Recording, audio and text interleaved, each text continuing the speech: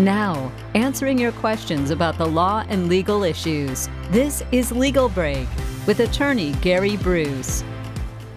Hello there and welcome, Gary. Good to We've be got here. great questions again. We're going to get right to them. The first one is a viewer email, and it goes, if I had someone working on my house and they stopped doing the job, what can I do legally to get them to either finish the job or get my money back? All right. Well, the first thing is you can't make them finish the job. Yeah. I guess you could get some kind of order, but you don't want that. I mean, they're not going to come in and do a very good job. They don't want to be there. They didn't finish it the first time, so you don't want them there. You want to move on. So first thing to do is document everything. Yeah. How they left you, why you're in that predicament. Send an email, send a letter, take pictures, document it so that, you can prove your case later. That becomes the roadmap to a jury or a judge to award damages then.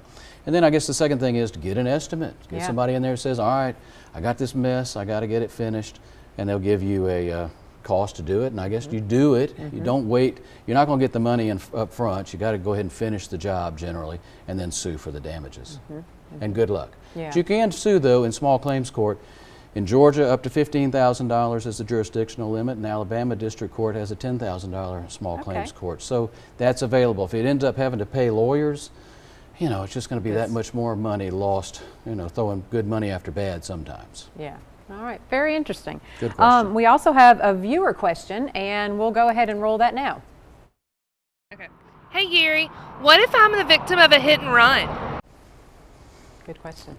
Well, hit and run is a problem in our community. It happens. It happens everywhere. We see it here more than you'd believe, really. And so people hit, something happens, they either panic or they just got to get out of there for whatever legal reasons that they have. So finding that person is sometimes very difficult. We usually know who owned the car. We can figure that out. And sometimes with cameras and other surveillance things out there these days at businesses and homes, we find evidence there that help. But in the end, you've got to collect, you've got to prove who it was, and you've got to have some way to get your vehicle fixed or get yourself compensated for what's been done to you. So here's the deal. Buy uninsured motorist coverage. It covers these things. Even if you don't know who caused the wreck, you can sue John Doe or Jane Doe or an anonymous person. And it's essentially a case against your own insurance company. But they'll step in and pay. They're supposed to pay the fair market value of your vehicle and any medical bills, pain and suffering, those kind of things you have. So there are remedies, but you got to buy the product. Buy uninsured motorist coverage. I can't tell you.